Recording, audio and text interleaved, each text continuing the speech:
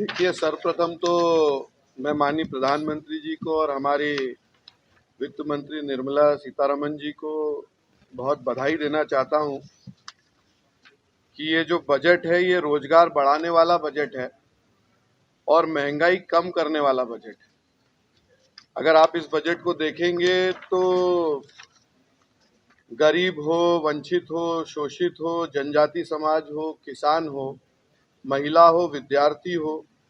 युवा हो, उद्यमी हो, मध्यम वर्गीय हो, सबके लिए इस बजट में कुछ ना कुछ प्रावधान है।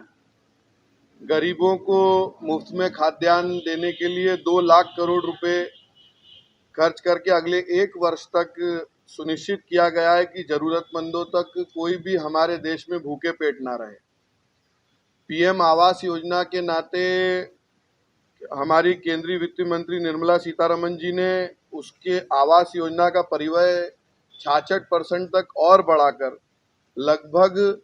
79,000 करोड़ रुपए का किया गया है। ये अपने आप में एक सभी हमारे ऐसे लोग जिनके लिए आज आवास नहीं था, जिनको रहने के लिए घर नहीं था, उनके सर पे पक्की छत देना सुनिश्चित करना, ये एक तरह से बहुत बड़ा कार्य इस बजट में किया गया है। जनजाति समाज के हमारे सभी जनजाति वर्ग के हमारे सभी छात्रों के लिए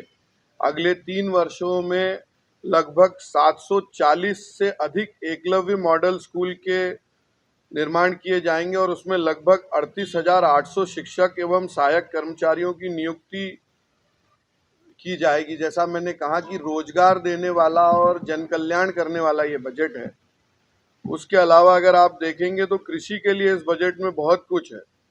युवा उद्यमियों के लिए कृषि स्टार्टअप, उसके अलावा कृषि का कोष भी बढ़ाया गया है। हमारे कृषि, आप सब जानते हैं कि भारत एक कृषि प्रधान देश है और एक बहुत बड़ी हमारी आर्थिक कृषि पे ही हमारी अर्थव्यवस्था बहुत बड़ी निर्भर करती है। हमारा 20 लाख करोड़ रुपए का जो कृषि ऋण का लक्ष्य है, केंद्रीय वित्त मंत्री निर्मला सीतारमण जी ने चाहे पशुपालन हो, चाहे डेयरी हो, चाहे मत्स्य पालन हो, इन सभी को ध्यान में रखते हुए 20 लाख करोड़ रुपए इसका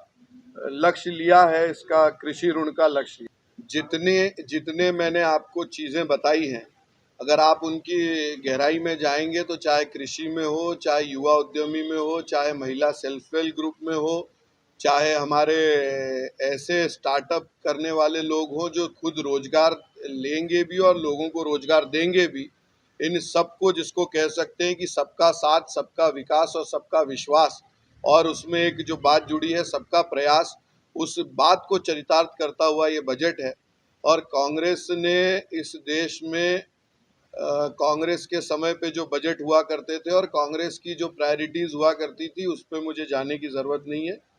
मैंने जैसा बताया कि ये गरीब कल्याण से लेकर, जनजाति विकास से लेकर, युवा विकास से लेकर, महिला सुदृढ़ीकरण से लेकर, हमारे किसानों को, हमारे सभी वर्गों के लोगों को मजबूत करने का ये बजट है। और निश्चित तौर पे भारत के विकास में ये बजट एक नींव का पत्थर साबित है।